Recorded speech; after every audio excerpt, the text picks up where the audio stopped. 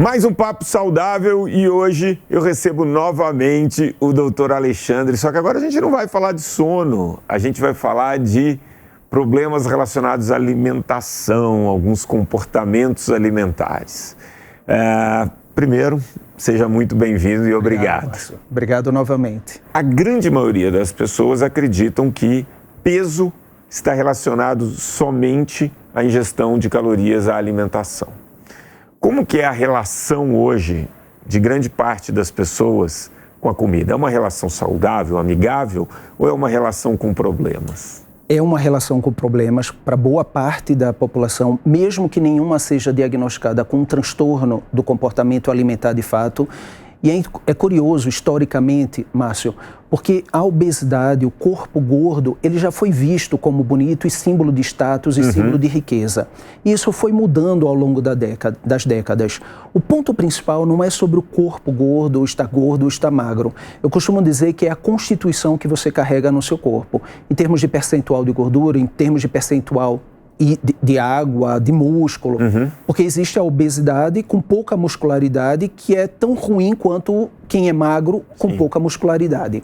Só que o ponto é tão detestável hoje ter um corpo gordo que faz com que todo mundo repita ou replique comportamentos alimentares inadequados a todo custo para manter um corpo magro.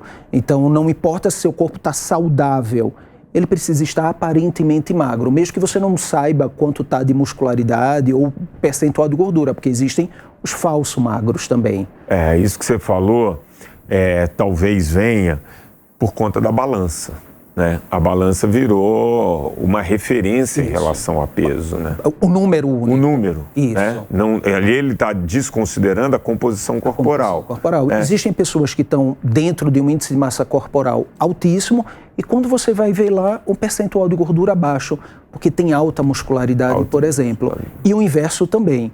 Então, isso influencia a maneira que a pessoa se alimenta, fazendo escolhas a partir de crenças inadequadas do que é a alimentação para tentar manter um peso baixo na balança, mesmo que aparentemente ou que ela não saiba que não esteja saudável, por exemplo.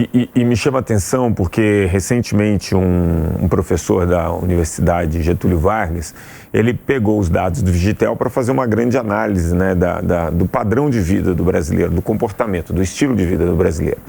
E ele viu que tinha muito pouca diferença em consumo de calorias entre as pessoas, no peso dito como correto e quem estava com sobrepeso ou obesidade. E a questão do movimento era muito diferente nesses grupos. Perfeito. Mas existe essa associação direta, assim, se eu preciso emagrecer, perder peso e alimentação, eu faço restrição.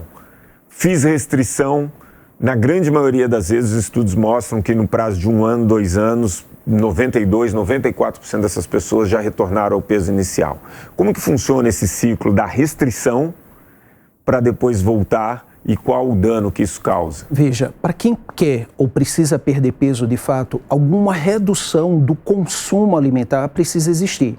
Só que quando a gente fala de restrição, a gente usualmente se liga ou raciocina como restrição quantitativa exagerada, pensando em eu preciso eliminar alguns alimentos que são importantes para mim, que eu saboreio, que me dão prazer, que fazem parte da minha vida social, eu preciso eliminar. Aí que vem o fato de não se sustentar esse comportamento. A pessoa vai perder peso, não modifica os seus hábitos de vida, aposta somente na restrição quantitativa alimentar, perde peso, atinge um platô, gera insatisfação, precisa reintroduzir aqueles alimentos que faz parte da vida normal dela, reganha peso e fica nessa ciclagem de perdas e reganhos de peso. Quando, na verdade, ela precisa não somente melhorar a qualidade das escolhas alimentares e, eventualmente, a depender do caso, diminuir, de fato, a quantidade calórica, mas inclui uma série de outras mudanças de qualidade de vida, inclusive aumentar a movimentação. Quando a gente fala de atividade física, ninguém melhor do que você para saber disso, as pessoas pensam e raciocinam como estar dentro da academia fazendo esteira, por exemplo. E a atividade física, o primeiro passo que eu digo para os meus pacientes é, você precisa quebrar o sedentarismo. E pode ser simplesmente, se você trabalhar no segundo andar, subir e descer de escada. Ou caminhar um ponto a mais, ou ir para uma estação de metrô que fica um pouco mais distante. é mudança de comportamento. É mudança de comportamento. Inevitavelmente, incluindo-se aí a melhora das suas escolhas alimentares, o teu corpo vai responder.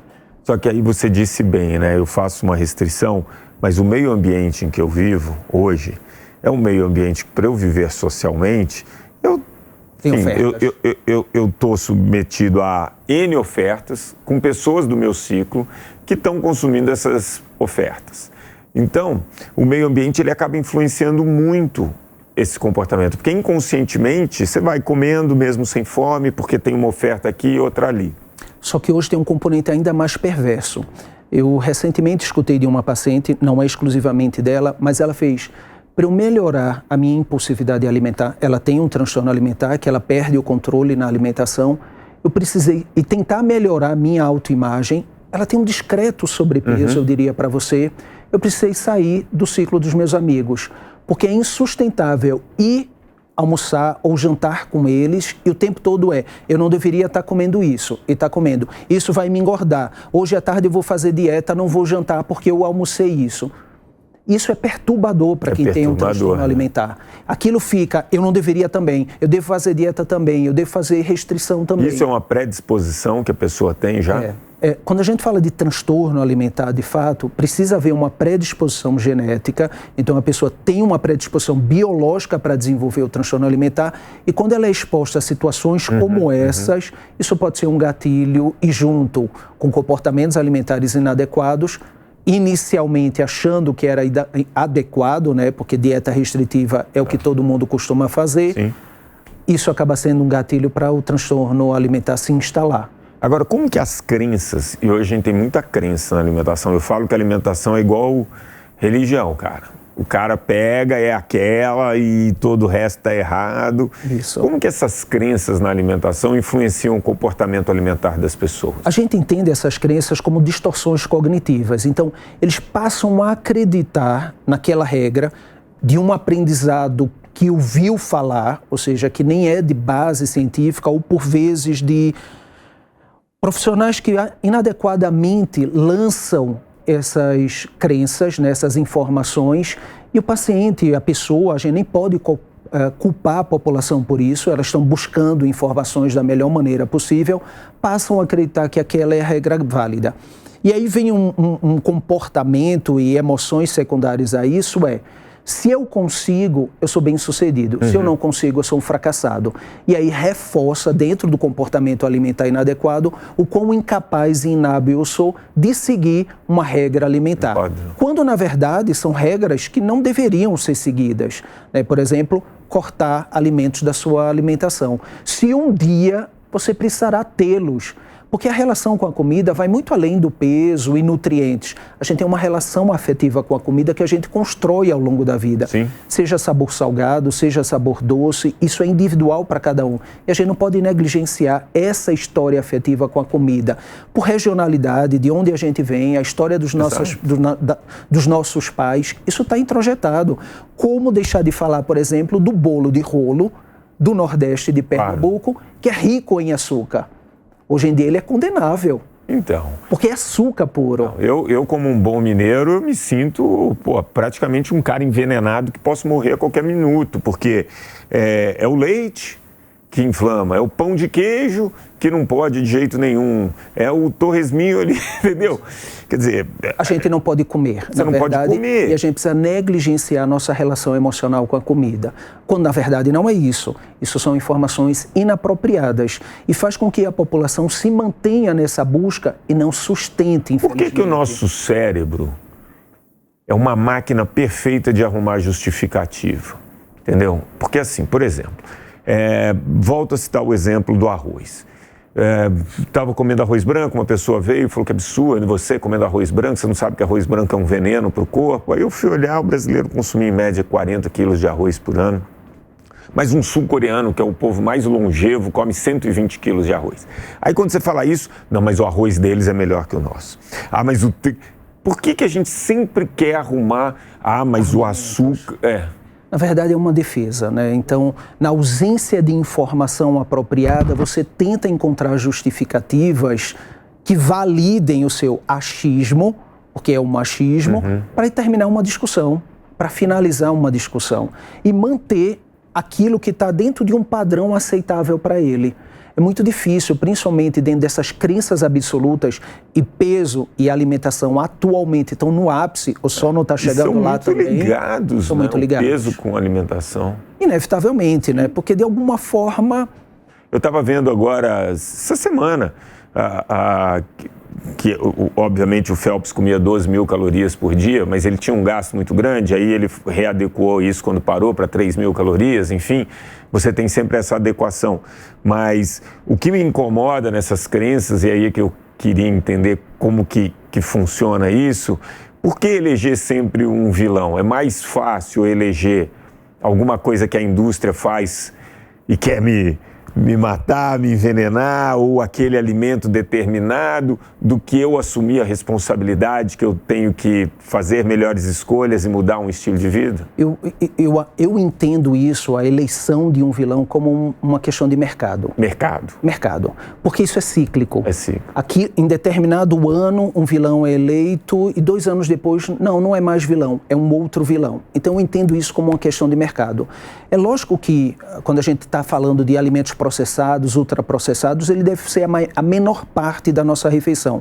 Mas, por outro lado, a gente não pode abrir mão de uma praticidade que alguns alimentos processados ou ultraprocessados facilitam a nossa vida quando a gente não tem tempo de cozinhar, precisa comer, precisa se alimentar e vai para o congelado e micro-ondas mesmo. Isso é óbvio. O que não dá é para você colocar toda essa categoria na mesma prateleira. Concordo. Porque você vai ter coisas nutricionalmente que vão te ajudar em alguns momentos e outros que...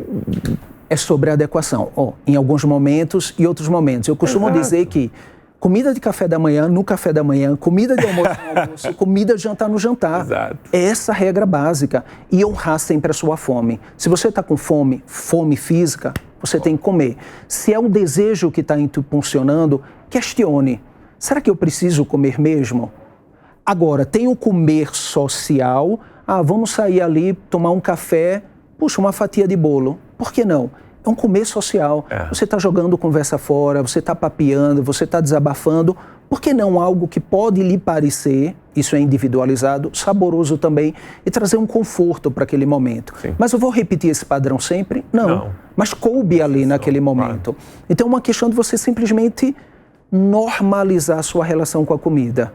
Em relação ao cérebro e ao convencimento, tanto da quem está convencendo como quem está sendo convencido. Hoje, quando eles trazem novas teorias, eles tentam buscar uma história muito bonita. Então, o jejum intermitente não é exatamente para você emagrecer, é porque você vai melhorar a neurogênese, produzir novos neurônios e vai desintoxicar o corpo e tal. Então, eles constroem uma história que aí eu acho que você meio que dá um salvo-conduto. Valida. É assim que funciona no cérebro? Infelizmente, porque quem está recebendo essa informação, principalmente quem não tem conhecimento técnico, vai abrir os olhos e assim, nossa, é mesmo, vai melhorar minha qualidade de vida, vou tentar. E essas regras de jejuns intermitentes e jejuns cada vez mais prolongados que a gente tem visto, eu entendo como adoecedor. O corpo foi feito para ser alimentado, para a gente funcionar. Até para a gente dormir a gente precisa de energia. Então, o corpo foi feito para estar alimentado dentro de padrões adequados. Não existe a regra de comer de 4 em 4, 3 em 3, 5 em 5. Cada organismo é um organismo. Você come quando você tem fome. E se você tem um ritmo de atividade, de estruturação da sua alimentação, o teu relógio fome, saciedade, vai sinalizar na hora certa. Esse assunto é muito bacana, você é uma pessoa que explica e fala fácil, então eu quero agradecer muito, que eu tenho certeza que quem acompanhou esse Papo Saudável sai daqui com muito mais informação. Obrigado. Obrigado, Márcio.